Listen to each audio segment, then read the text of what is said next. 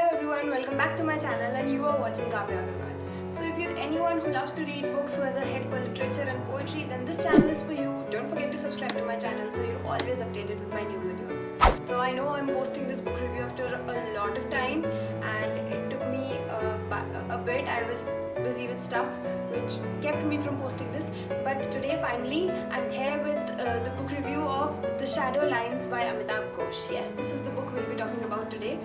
So I'm not sure if most of you have heard about this book or not, because I had not heard about this until I came across this as a course book. Yes, I read this as a course book and I'm glad that I came across this, because I don't think so that we value our Indian authors as much as we value the foreign authors, but I guess that's a whole different topic and I might make a video about it. But if you haven't read this book, I'm sure that by the end of the video you'll surely want to pick this up and read this, because this is a book that redefines many concepts for you.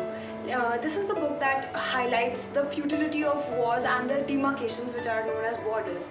So as the name suggests, the shadow lines, it tells about this arbitrary nature of those lines, that they are not like, they do not have anything at the core, they are not substantial, they are just the shadows of what we are being told, of what we have formed in our mind. They are just shadows of that and nothing more than that. There are no as such lines that can define or divide us. So that is the major theme around which the book revolves. It is a story about two families, one Indian and one British. An Indian family has two sisters, Maya Devi and grandmother. So the grandmother is the narrator's grandmother. The narrator is in the book is kept anonymous, and I guess that is also a very wise technique, because keeping the narrator anonymous gives us a possibility to interact, to connect with the story, to put ourselves in the shoes. So the narrator is a young boy who's born in Calcutta. He is a very subtle character, and the story does not have a very defined storyline, and it does not move forward in a linear progression. It is mostly a story which involves moving forward between present, past, It works like that. So it is basically about narrator being told different stories by the people around him. Most of the time, either it's his grandmother or his cousin Tridib, who was like very close to him. Tridib was a friend, a father figure, a cousin. He was everything to him. The narrator has almost seen the world with Tridib's eyes. It is Tridib who tells him different stories of when he was in London. So narrator also goes to London to do his research work, but when he reaches London, it is a very familiar land to him, just because he was told about it too much by Tridib in his stories, which almost made the place real to him. The story works less in first-hand experience and more in tales that are being narrated in the story, just as I mentioned. It is these people around narrator who tells him different incidents of their life and how those incidents altered them as a person. And mostly these incidents are associated to wars which happened around them, the violence. That is how the author has brought forward the concepts of war, violence, freedom, borders and nationalism, and all of it is redefined with every tale, as the narrator is told different tales by different people. Some events of the story take place in Calcutta, where the narrator was born and which was his homeland, where he lived. Some major incidents also take place in London, where the Price family, the British family that I mentioned, lived, and Tridib had also lived there. And apart from that, narrator also visits London due to his research work. So a major part of the story takes place there as well. And the most important episode of the story, that is the what we call in climax. That is the climax of the story. That happens in Dhaka, which was the birth town of his grandmother, and her grandmother had to visit back Dhaka due to some family feud, and that is where a major episode of the story unfolds. Functioning in different time frames and locations, the story is both intriguing and gripping.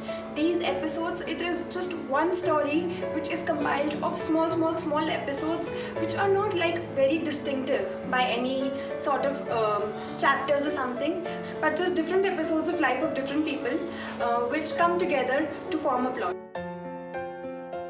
The book highlights the theme of horrors of war and violence.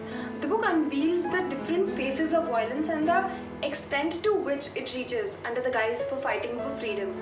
And history also forms a very important and strong theme in the book, because this book is set against the backdrop of there is this episode in the book which is very significant, in which there is a conflict in definitions of freedom for two people. On one hand, Ela, who was also narrator's cousin, who was born and brought up in London, and when she visits India, she considers that she's not having the freedom. She does not have the freedom she wants, by which she means she's not having the freedom to do freedom of will to act accordingly. Whereas on the other hand, the narrator's grandmother, according to narrator's grandmother, she judges Ela for she thinks that for Ela freedom is just going around with boys and wearing whatever she wants to wear and partying late nights. So that is where also we come across that how one word can mean different things to different people. Freedom is different for Ela and different for narrator's grandmother. These are all the things about which the book mainly talks. So as I already mentioned, the book is set against the backdrop of three places: Calcutta, London and Dhaka. Obviously, the setting of the book is very, very real. The description of the local markets and the narrow streets of Calcutta, the description of the streets and subways of London, the description of wide roads and tall palm trees of Dhaka, every detail is given with such a finesse that you are able to draw a picture of everything, though you haven't been to there and though you haven't had a first experience with that place. Just like the narrator has seen the world with Ridhiv's eyes, we get to see the world, and if not the world, then these three places with the author Amitav Ghosh's eyes. So undoubtedly the setting of the place is very beautiful and just appropriate as the plot demands. The structure of the book, if we talk about the structure of the book is divided into two parts. One is called Going Away and one is called Coming Home. But the interesting fact here is that Going Away and Coming Home can be switched if you talk about the reference point. When you are going away from something, you are coming towards something, and when you are coming towards something, you are going away from something else. The half which is going away for some characters is coming home to some other characters, and the half which is called coming home can be labeled as going away for some other characters. So the structure of the book is very interesting, but because, as I told, that this book works in past and present thing, the structure of the book gets sometimes messes with your head, and if you are like not really into reading, you might lose the track at many points. So you have to be very attentive when you read this book, and you have to devote time to this book. It is not a very easy read. It kind of gets very confusing. There's the one incident melts into another, and it becomes very difficult to find a distinction and to find yourself in place with the book. So that is one thing which is a drawback of the book, but because it is a specific technique, I would not like to call it a drawback. It is just that you have to pay very much attention to the book, and if you do that, the book will prove itself worth all of it. So if I talk about the writing style of the book, the writing style is beautiful out of question. Amitav Ghosh's books are indeed very beautiful in their writing style. The book, if I have to say, I'll say the book is very, very, very descriptive, and the descriptions get into so much details. So if you are not into reading, I might not recommend you this book, because too much descriptions might make you lose your interest, and you might you might lose interest and keep away the book.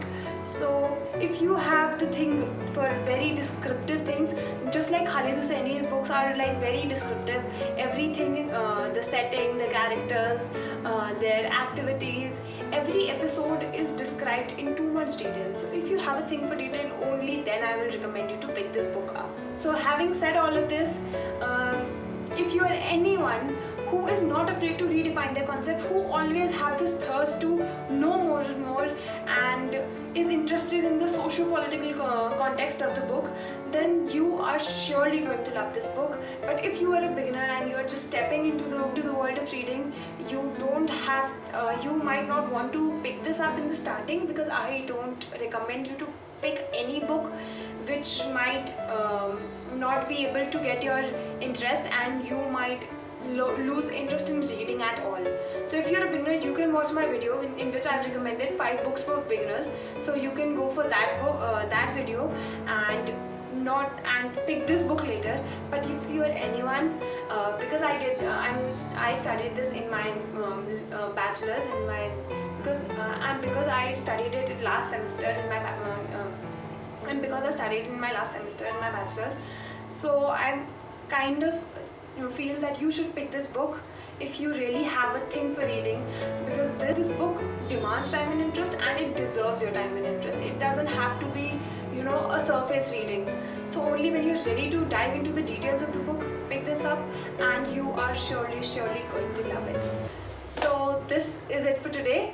If there's anything, any book, any author you would want me to read and review, and any other suggestions regarding book reviews or my poetry videos, you can either drop them down in the comment box, or you can let me know, through DMs at my Instagram. My Instagram handle is mentioned here, so make sure you follow me. I'm quite much active over there, and I'll be back with another book review video. Until then, keep reading and keep doing whatever you love. Take care. Bye bye.